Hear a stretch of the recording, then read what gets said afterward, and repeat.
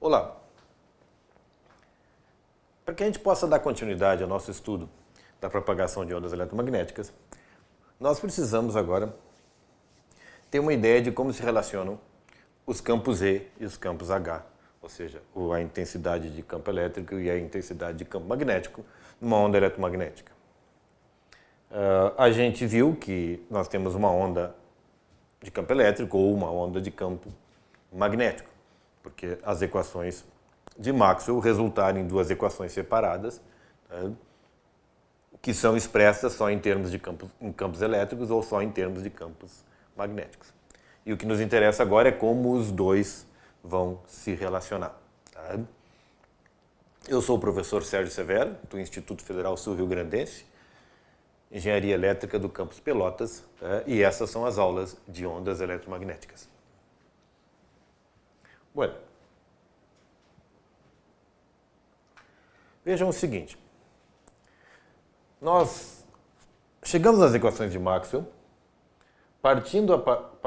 ou melhor, nas equações da onda, partindo da consideração de que nós tínhamos, a gente assumiu isso, que a gente tinha campo elétrico somente na direção X e campo magnético somente na direção Y. Então a gente tinha um EX e um HY. Ou seja, não havia outro campo em outro lugar.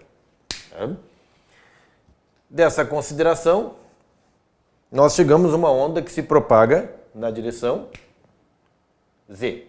Ok?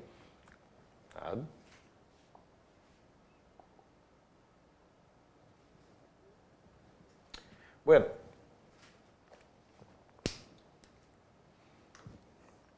Se eu tenho agora essa onda se propagando na direção Z, essa onda pode ser só de campo elétrico ou só de campo magnético. Vamos considerar que essa onda exista. Vamos partir desse pressuposto. Essa onda exista e ela é uma onda progressiva.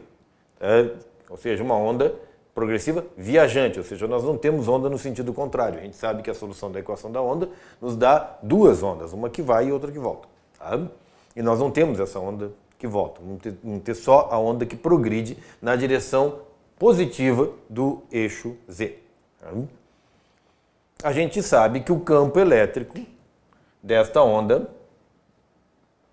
EX, vou botar ele na verdade é um fasor, vou botar é um vetor mesmo, apesar de ser só numa direção, esse EX aqui não elimina ali de toda forma, é um fasor E0 mais E na menos gama Z.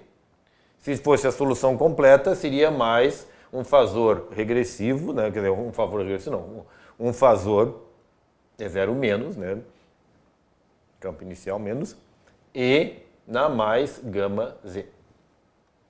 Mas então, como a gente sabe que ela só vai no sentido positivo do eixo Z, essa parte não existe.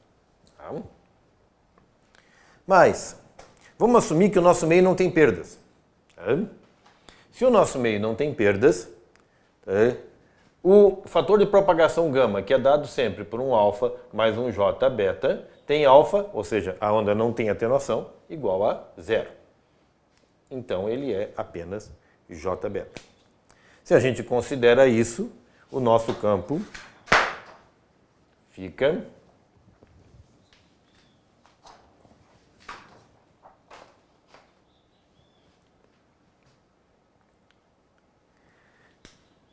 EX, vou botar o vetor lá em cima, vai ser igual a 1 E0 mais E na menos J beta Z. Ou seja, a nossa onda se propaga sem atenuação. Só para lembrar vocês, E0 mais é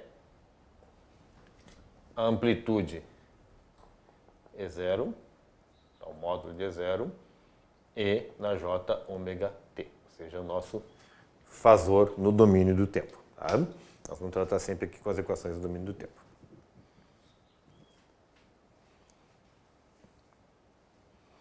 Se a nossa onda que se propaga na direção Z e possui campos que variam apenas nessa direção, ela é chamada de onda plana, certo? Então ela só se propaga em Z e só tem o campo EX e o campo HY, não tem campo em Z, só tem EX e só tem HY. Tá? Eles se propagam nessa direção e o que acontece? Nessa direção vocês podem encontrar variações da onda, mas vocês não encontram variação desse campo para cá ou para lá, ou seja, no plano XY, o campo EX é o mesmo em todo o plano XY num determinado instante de tempo. Então não tem essa variação. Tá? Ora, a lei de Ampère e a lei de Faraday vão ficar, como não tem variação na direção x e nem na direção y, fico só com as suas derivadas em função de z. As suas derivadas parciais posicionais são agora só em função de z. Então a gente fica com as seguintes equações. A gente já sabe disso. Menos a derivada de y em relação a z na direção ax, mais a derivada parcial de ex em relação a z na direção a y. Na direção a z, nós não temos campos. Tá? Isso então vai ser igual a j ômega mi, as componentes do campo H. Tá? Hx, y e hz. O mesmo vale para o campo magnético. Menos a derivada parcial em relação a z, ou seja, só tem variações em z, de hy. Essa derivada vai ser diferente de zero, na direção a x.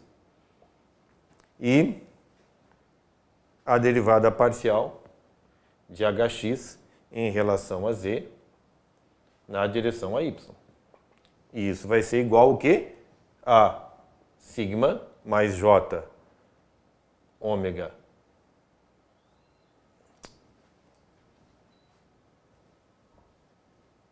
j ômega epsilon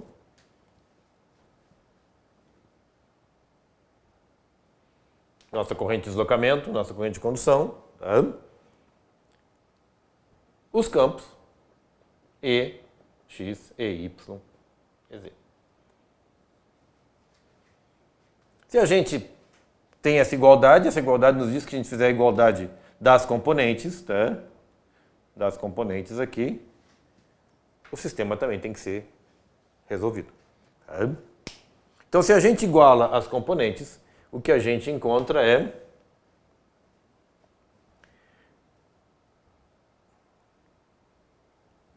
a partir da lei de Faraday, tá? Essa aqui é a nossa equação de Faraday, essa aqui é a nossa equação de Ampère.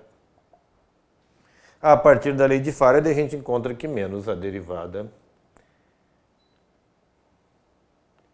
de EY em relação a Z, na direção a x, vai ser igual a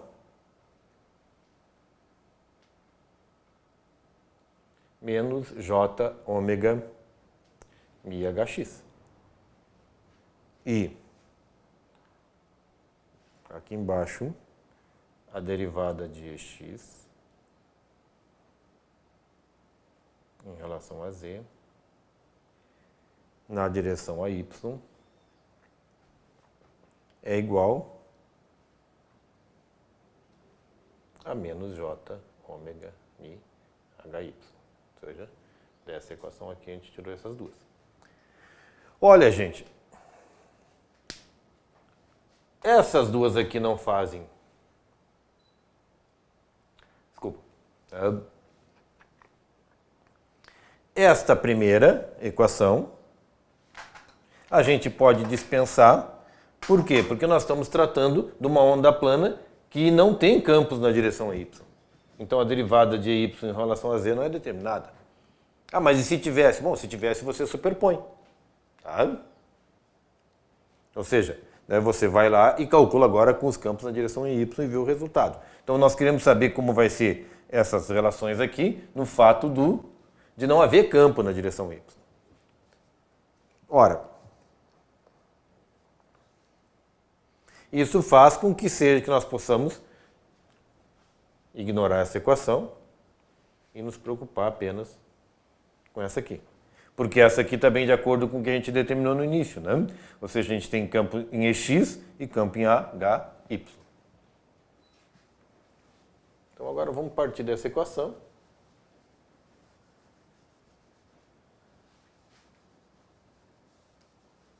E vamos ver o que acontece.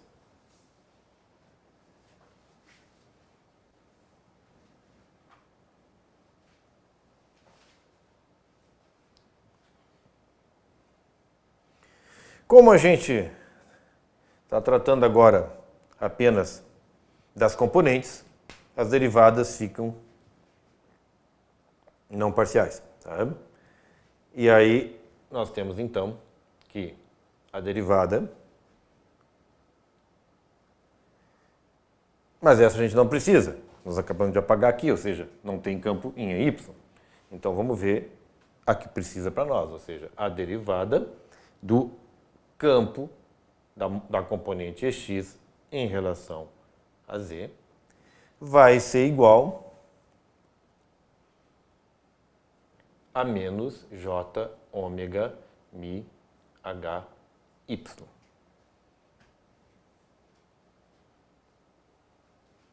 Mas acontece, gente, que EX é isso aqui, ó.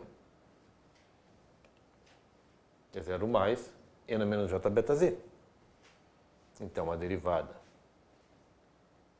de 0 mais E na menos J beta Z em relação a Z vai ser igual a menos J ômega mi HY.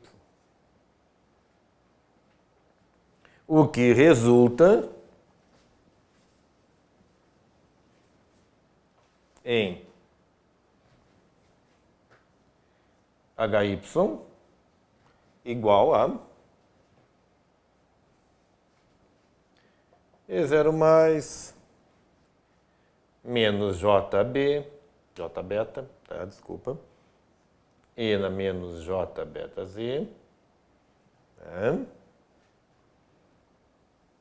Sobre, passa para lá, menos J ômega mi. Simplificamos menos J aqui.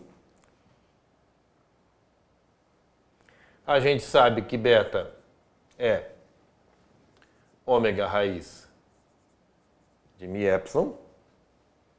E o nosso campo HY vai ficar igual a o fasor é 0 mais E na menos J beta Z vezes ômega raiz de mi epsilon, que é o valor de beta, sobre ômega mi.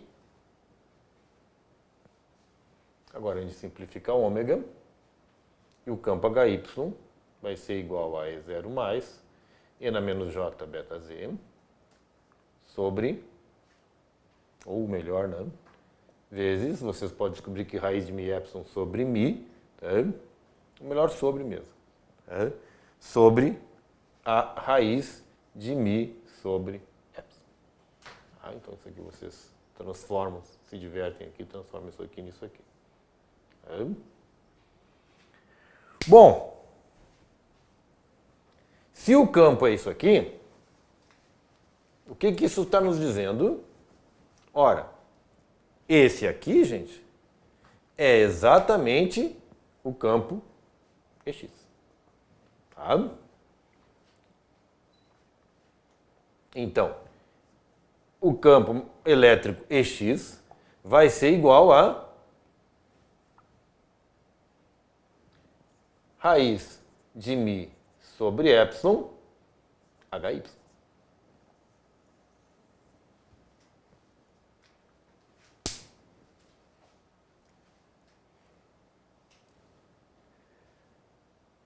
Essa é uma relação bastante importante, por quê? Porque ela nos mostra o seguinte, que esse termo raiz de mi sobre epsilon é igual a EX x sobre hy. A primeira coisa que vocês veem é que existe uma relação e ela é um número diferente de zero, tá? Se os campos estiverem ortogonais. Então, a hora que a gente assume a onda plana no sentido, resulta que o campo H é exatamente perpendicular a esse vetor. E a segunda coisa que essa relação nos diz é que, ora, E é campo elétrico, volt por metro. H é campo magnético, ampere por metro. Simplifica o nosso método e nós temos uma relação volt sobre ampere. Se vocês ainda lembram da lei de Ohm, volt sobre ampere é Ohm.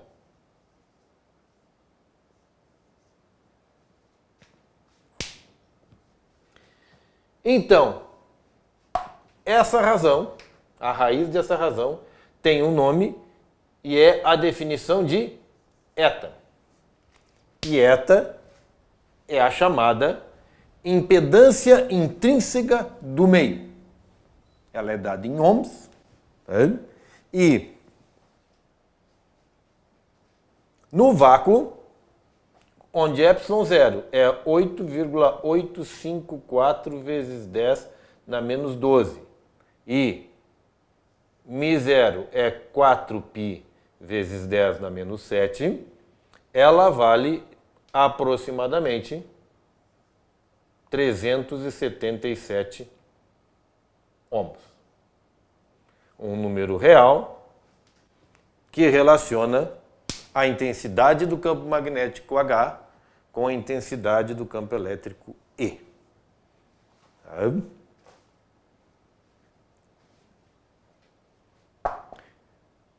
Isso aqui é suficientemente geral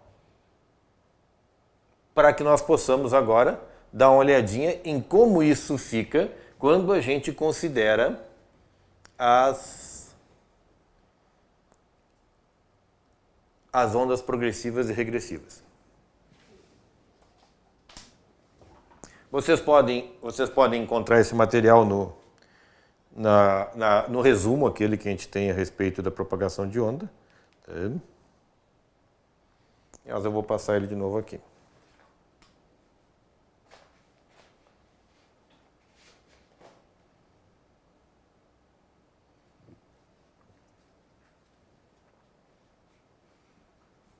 Se a gente considera agora que o nosso campo é dado não só por E0E na J gama Z, mas também por uma onda regressiva, e se ele é um meio sem perdas, a gente vai saber que ele tem que se acrescentar o termo da onda que volta. E a onda que volta é um mais E0 menos E na J beta Z. Certo?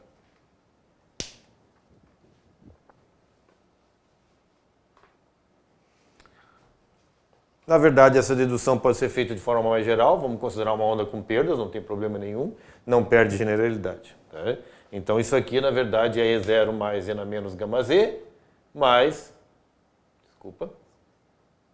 o campo regressivo, a onda regressiva, E0 menos E na gama Z.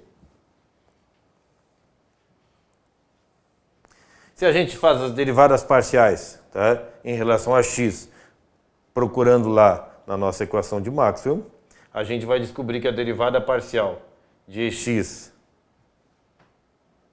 em relação a x, não, em relação a z, é igual a menos gama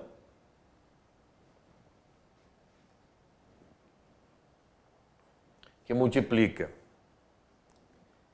E0 mais E na menos gama Z menos E0 menos E na mais gama Z. E a derivada parcial em relação a y, da componente H na direção y em relação a Z, vai ser igual a menos gama vezes H0 mais ENA menos gama Z menos, cuidado, tá? H0 menos,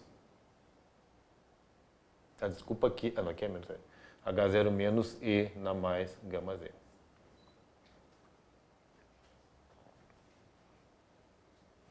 Se agora vocês pegarem isso aqui e substituírem nas relações que são resultantes das equações de Maxwell, considerando essa configuração de campos, o que vocês vão encontrar é o seguinte, tá?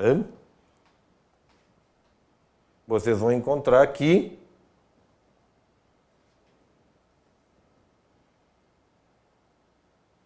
gama E0 mais ENA menos gama Z menos E0 menos ENA mais gama Z é igual a J ômega mi HY. E gama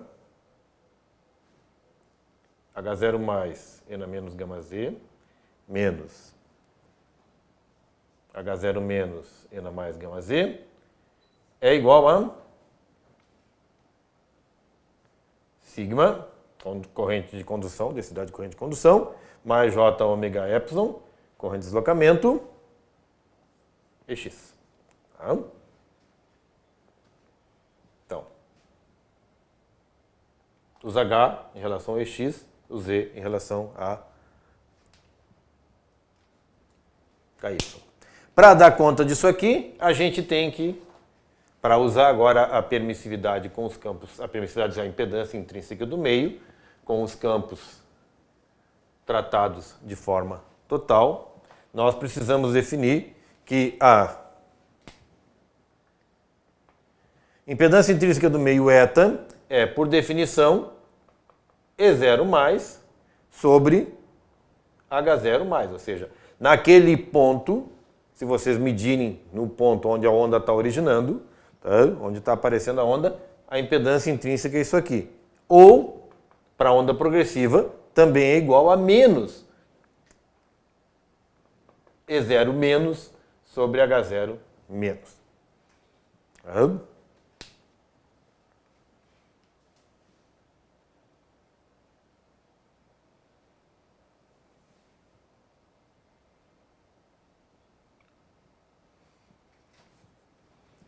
Se a gente agora pega essa definição aqui,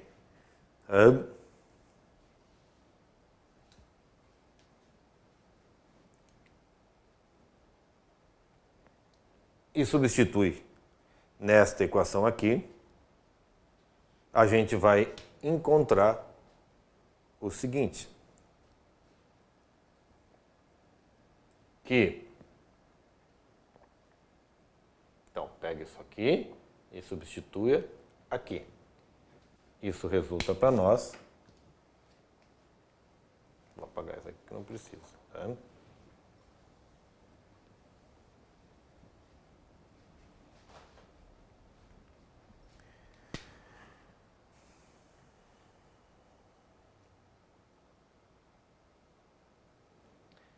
Que eta,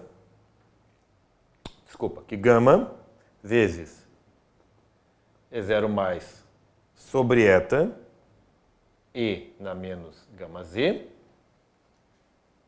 mais E0 menos sobre eta E na mais gama Z é igual a sigma mais J ômega epsilon vezes o campo EX.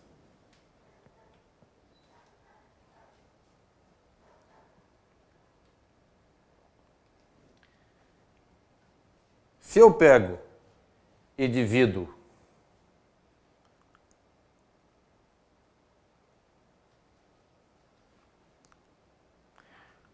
os dois lados por eta, o que eu encontro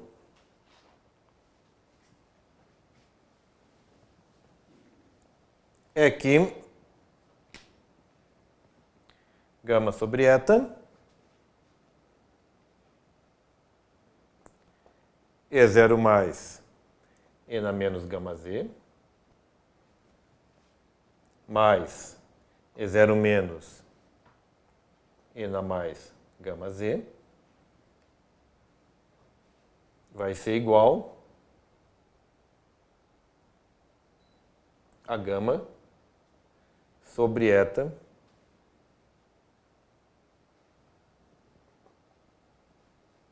X.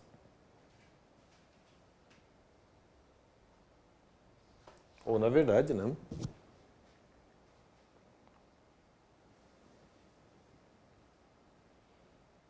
Porque isso aqui é o campo EX, né? Então, isso aqui é o nosso campo EX. Tá? Então, isso aqui é gama sobre eta X. Ou seja, é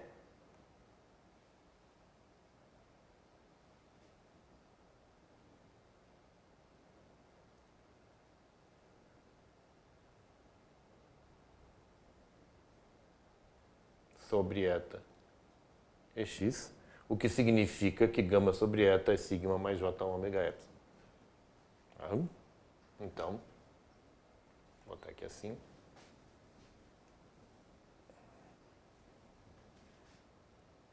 Gama sobre eta é igual a sigma mais j ômega epsilon. Se nós pegamos a definição da constante de propagação, e vamos recordar ela aqui, mesmo pelo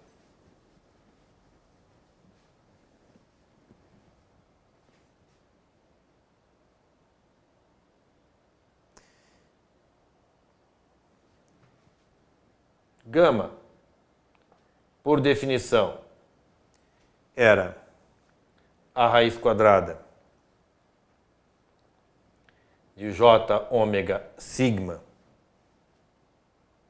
j ômega mi sigma, menos ômega ao quadrado mi epsilon. Se a gente tomar essa definição aqui, o que nós vamos encontrar é que eta vai ser igual a E0 mais sobre H0 mais, que vai ser igual a menos E0 menos sobre H0 menos, e que vai ser igual, então, a raiz quadrada de j ômega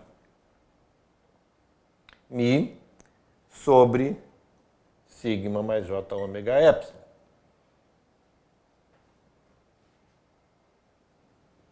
Ou seja, a raiz de mi sobre epsilon menos j sigma sobre ômega. Então, olhem só, essa equação é importante porque ela fecha com aquilo que nós já estudamos, né? Com duas coisas que nós já estudamos, na verdade. A primeira coisa que ela vai fechar é que se o nosso meio não tem perdas, que foi o que a gente assumiu antes, tá? Eta é igual a raiz de mi sobre, o sigma vai a zero, no meio sem perdas,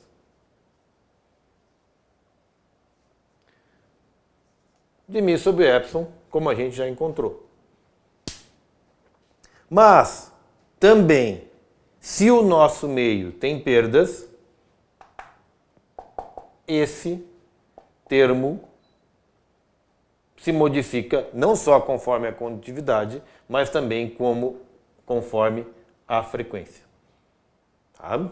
Então é importante a gente considerar que essas perdas aqui vão aparecer em relação à frequência e isso vai modificar a impedância do nosso meio. Se modifica a impedância do meio, o meio tolera menos ou mais uma onda eletromagnética. Tá? Nós estamos quase encerrando toda a parte de fundamentação para que se possa ir para a parte aplicada, mais aplicada das ondas eletromagnéticas. A visão de uma impedância de meio é uma visão muito importante, muito interessante e ela é muito utilizada. Mas ela tem que ser utilizada com muito cuidado. Por quê? Porque realmente ela funciona muito bem como um número real se o meio não tem perdas. E ela se torna extremamente útil à impedância de meios. Isso aqui, mais tarde, quando a gente entrar em linhas de transmissão, vocês vão descobrir que isto também é uma impedância e é chamada impedância característica Z0 da linha de transmissão e é o que caracteriza de forma muito importante uma linha de transmissão. Só que tem que se tomar cuidado, porque se a gente vai o tempo todo usando impedância, chega uma hora que se comete o erro de considerar ela como sendo um número real e ela, eventualmente, principalmente no caso de meios com perdas, ela não é um número real. Tá? Na próxima aula, iremos estudar a polarização de uma onda eletromagnética. Tá? Só para introduzir vocês, essa aqui é uma onda plano polarizada, onde o campo elétrico está no sentido vertical, tá? Ou seja, isso aqui é uma onda de polarização vertical. A gente partiu todo o nosso estudo do desenvolvimento da equação da onda considerando isso. Tá? Muito obrigado e até a próxima aula.